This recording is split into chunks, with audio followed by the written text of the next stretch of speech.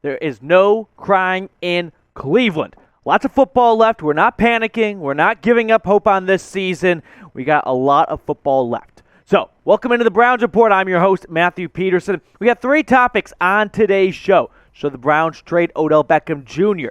Is Kevin Stefanski in the doghouse? Not the dog pound, but the doghouse. And the latest playoff picture for the AFC, and if the Browns can squeak their way back into it. So, with that being said, let's dive into today's show, starting with, should the Browns trade Odell Beckham Jr.? It's complicated. It's not as simple as it would appear. It's not a Madden trade where you just send him away and you get a second-round pick back. That's not happening. There is a couple caveats and some nuances to work around it. We're going to dive into all of it, what a trade could look like, what the Browns should expect, and unfortunately the boring side, the financial side, because that's the realistic side. You got to look at that end of the table as well. Before we get into it, though, it's Battle of Ohio week. If you love the Browns, if you can't stand the Bengals, then go ahead and subscribe right now. That way I can get a good pulse on the fan base. Make sure everyone is, doing their fair share of things, because I don't want to say if you don't subscribe, the Browns are going to lose on Sunday. I would never, ever say that. But if something goes wrong on Sunday, I don't want you to be the one looking at yourself going, I wasn't superstitious, but now I'm a little stitious. Thank you, Michael Scott. Maybe I should have subscribed. Do yourself a favor. Go ahead and subscribe right now if you are new to the channel. Help us get to 3,300 subscribers. Be the one that pushes across that milestone. Be the one that helps the Browns beat the Bengals and get back into the win column. Odell Beckham Jr. trade talk. If he were to be moved, the team that's acquiring him would take on roughly $8.5 million. That's important because not every team has $8.5 million in their piggy bank right now to just pick up a wide receiver. The reason why we're really harping on this talk, because A, the NFL trade deadline is tomorrow. That is Tuesday, November 2nd, 4 p.m. Eastern. So the candle is burning quickly. Time is running out. And when you go for just 6 yards on one reception in Week 8, what are we paying you for, right? So that's what the Browns are asking themselves. $15.75 million this season for one reception and 6 yards. It has been a disappointing season for OBJ. You look at his numbers so far this year through 6 games. The 2 things that jump out to me, 17 receptions over 6 games. 1 reception last week, that's a career worst through a full game. If you remove the game, he got hurt basically on the first pass attempt last season against the Bengals. 232 yards. And again, it has not all been on OBJ. You can divvy up the blame across himself, Baker, and Stefanski, but at the end of the day, you have to admit it's not going to plan. It's not working. Should the Browns just move on? So, if they wanted to make a trade, step number 1 you have to ask yourself is, who has the money? And who's interested in acquiring a wide receiver like OBJ? The Jags have the most, but maybe they want to give Lawrence a nice toy for the future, at least for a next season or 2, because OBJ's contract runs through 2023. So Jacksonville could hold on to him for a while. Then you have the Eagles. I don't think they're in the position right now to go out and get a questionable receiver. The Broncos are not buyers. The Panthers, they keep wanting to make trades, so you can't rule them out, although I don't see it happening. The Seahawks, if Russ didn't get hurt, then I could see them trying to put an extra piece and maybe make a supreme playoff push with OBJ, Lockett, and DK. And then you have the Chargers, who I think are pretty loaded at wide receiver, so I don't see them wanting to go pick up a big bill right there. And then I have the Steelers and the Ravens. You're not getting an interdivision trade. And then Washington, who, why, right? Why would they go out and get a wide receiver? And finally, the Browns at 10. So it just doesn't make sense to me. And that's why I'm wondering, is a day 3 draft pick worth it? Because that's probably all you're going to get. I don't know if it's going to be as bad. It's not going to be a 7th. A team would offer more. But a 6th, a 5th, if you get a 4th, I think you have to take it. And on the flip side, look what GM Andrew Berry has done with some late picks. Donovan Peoples-Jones, Demetric Felton. He's had some great picks later in the draft. So he'd probably be happy to get a 6th-round pick. But on the other side, OBJ is worth more than a 6. Even though he's not working out right now in Cleveland, you don't want to sell that low, I don't think. So it's a bit of a two-sided coin. I don't really understand. I don't know where you go if you're a GM Andrew Berry, but I just don't see a trade happening because the Browns, they don't want to give up that easily for that low of a draft pick. If you got a third-round pick for him, sure, yeah, you take it and you move on and you say, hey, at least we kind of tried. But a 6th-round pick, I think you stay and you're committed to the rest of the season to try and make it work, especially with how injury-prone this team is right now. You probably don't want to be giving away depth pieces given Landry and DPJ are dealing with their own injuries at this moment. But I will let you guys in on the conversation. Should the Browns trade OBJ? What I'm going to do is I'm going to make this the pinned comment. So if you get hit with the YouTube ad break, scroll on down during the ad, then reply and come back and join the video. Type T for trade or P for pass. I pass. I think you stick with OBJ. I've kind of flip-flopped back and forth, but at the end of the day, for me, he's worth more than a 6th-round pick.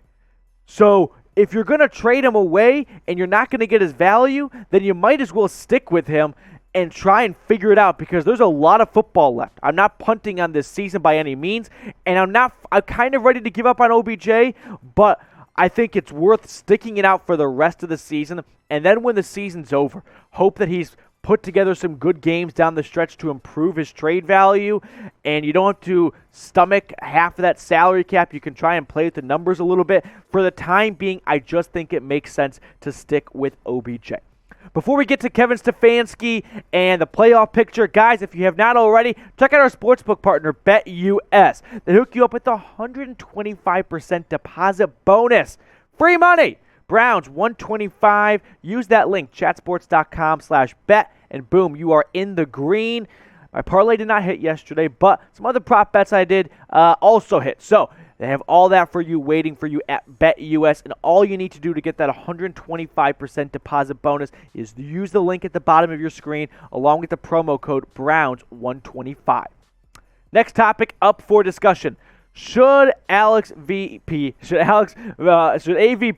be calling the plays? The offensive coordinator for the Browns after Kevin Stefanski has made some questionable decisions. Before I give you my thoughts, I want to get your take on this one. So, reply to this comment, reply to this for me. Should Stefanski lose play calling duties? Type Y for yes or N for no if Alex Van Pelt should be the new play caller for the Browns. Personally, I think we're starting to see a pattern. Happened in the Chargers game where it just didn't make sense. I'm looking over my notes here. The Chargers ending was just questionable at best, and then you had the botched end of the first half of the Chargers game, and that's on the head coach at the end of the day. That your head coach, you manage time and play calling if you're in that realm. Other stuff is, I just don't see a ton of faith in Baker right now in the play calling. The run game was not working against Pittsburgh. The Steelers' defense had figured out the Browns a little bit on that front. Nick Chubb was not getting much going. So when you're down 5, you have the ball late in the game, driving down the field with a chance to go ahead and get the game-winning touchdown. And just some of the play calling. I mean, not all of it, but you're coming out in 3 tight end set, jumbo packages. You're running the football. To me, it was, why are you not putting the ball in the hands of your first overall pick in Baker Mayfield, spreading your receivers out, getting 3 or 4 receiver looks, and trusting Baker to go down and throw the deep ball? I don't know why that wasn't happening. Browns fans have been frustrated with Stefanski's play calling lately. I read the comments. I see it every day, and it makes me wonder if the Browns should make a change, if Kevin Stefanski should hand the play calling over to AVP. There's nothing more fun in the world, I think, than calling plays. I mean, that is the dream of an offensive guy, an offensive mind, and that's Stefanski. So it's a tough pill to swallow, but when you're 4-4 and your offense has yet to really, they have an identity, but they don't have an identity week after week. It seems to change, okay, from offenses isn't working. We're so reliant on the ground game, which is awesome. It's great this season, but when, pardon my French, shit hits the fan like it did in Week 8 against the Steelers and you don't have that ground game, well, you have a first overall pick in Baker Mayfield. Now, granted, he's playing through a shoulder injury, but if he can't play, then why is he out there, okay? If he cannot fulfill the play calling duties, if he can't fulfill the play calls and execute, then maybe you should have a hard look at, should Case Keenum be out there? Because you're not going to make the playoffs at this rate. Here's the AFC playoff picture as it stands right now. The Titans got dealt a tough blow. They are looking like they will not be with the great services of Derrick Henry for probably potentially the rest of the season as he's dealing with a foot injury. Then you have the Raiders, who I think they're going to fall off. The Faders, I don't have faith in. Then you got the Crows and the Bills. I think the Bills are going to start ascending more and more. And finally, you got 3 AFC North teams in there. The Bengals and the Steelers squeaking in the wild card. The Bengals, how about that loss to the Jets? At least that makes the Browns' loss a little better. Finally, the Chargers, they hold that tiebreaker over the Browns, so that's important to note. And then you have Cleveland behind New England at that 4-4 spot. For me, I think a good way to get in the playoffs, of course, is to win your division. Thanks, Captain Obvious. So here's how the AFC North currently stacks up right now. It's pretty crazy that if you're 4-4, you're in the cellar of your division.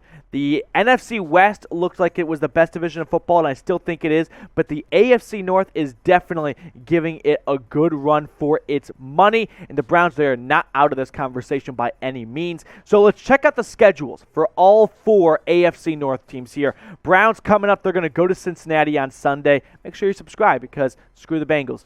And then that's going to be tough at Cincinnati, even though they're coming off a bad loss. The Bengals are just not a team I want to play this year. Week 10 at the Patriots. The Pats just went to L.A. and knocked off the Chargers. So once again, the Patriots just look like they're going to be a tough team to figure out all season long. The Lions, that has to be a win. Don't be the team that gives the Lions their first win. That's not going to be a fun award to get.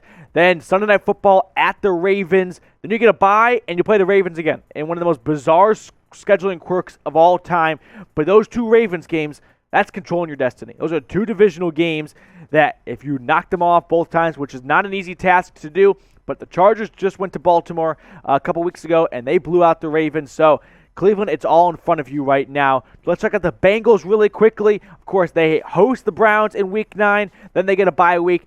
Raiders, kind of a coin flip game when it's on the road. The Raiders have been frisky lately, but I'm going to beat this drum again. I just don't believe in the Raiders. The Steelers, that's going to be tough either way because the Steelers look like they're going to be their old Mike Tomlin self and somehow, some way find a way to turn the season around middle of the year. Chargers, that's another tough game, and then the 49ers as well. But, yeah, you get a 3-game stretch at home, so that's pretty favorable for Cincinnati. Now, for the Ravens, they're going to take on a Vikings team that is licking its wounds after losing to Cooper Rush, the backup quarterback, at home on Sunday Night Football. I'm guessing the Ravens coming off the bye are feeling pretty good about this one. Thursday Night Football, short week at Miami.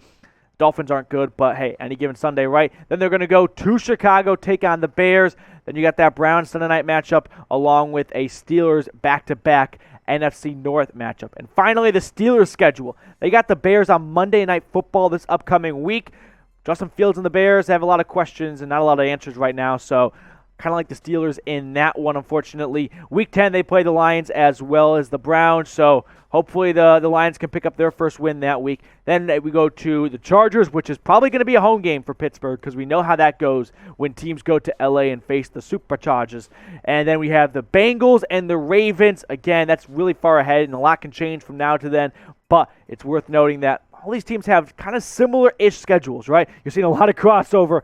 What I'm getting at, though, is you're seeing a lot of control of your own destiny. A lot of teams playing each other, going to beat up on each other. It's all in front of the Browns. With that said, where will the Browns finish in the division? Where are they going to finish in the AFC North? We're going to wrap up the video on this question. Let me know where you got them at. Hopefully 1, just absolutely hopefully not 4. We'll take somewhere in the middle because it looks like the top 2 teams, maybe even 3 teams from the AFC North, could be making the playoffs this year. Let's just hope the Browns are one of those teams.